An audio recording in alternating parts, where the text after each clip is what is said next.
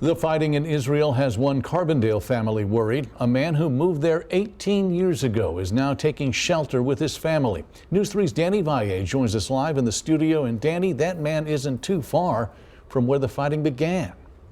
Yeah, Mark, and we have a map to show you right here of where he is now. This is a map of Israel. That's Tel Aviv. He lives just outside of Tel Aviv, about 90 minutes from the borders of Gaza.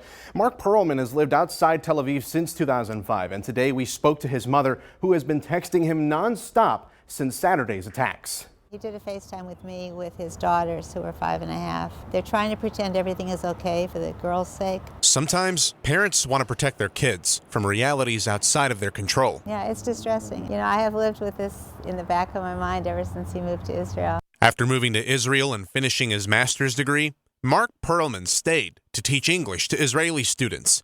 It's where he, his wife, and 2 daughters call home. Tuesday morning, he called his mom, Susan, to tell of a bike ride that turned into a race for their lives. And he told the girls they were going to stay between their house and the school that's nearby, and if they heard a siren, to ride as fast as they could to the school where there's a public shelter.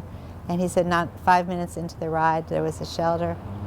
And so they rode really fast to the school and they got there in time. My son said, "Don't watch," so I don't even know the worst of it. But Susan Perlman's eyes are glued to social media, scrolling for updates and messages from her son and the other friends with relatives in Israel. This is somebody whose daughter is also in Israel. She lives in New York. It's the support she needs to keep her mind at ease. And that is really heartening.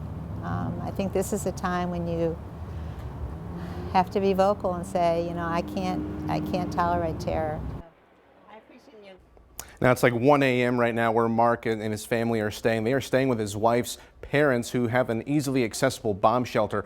And Perlman confirmed to us today that a camp counselor her son once worked alongside with in 2017 was among the hundreds killed at a music festival in Israel. And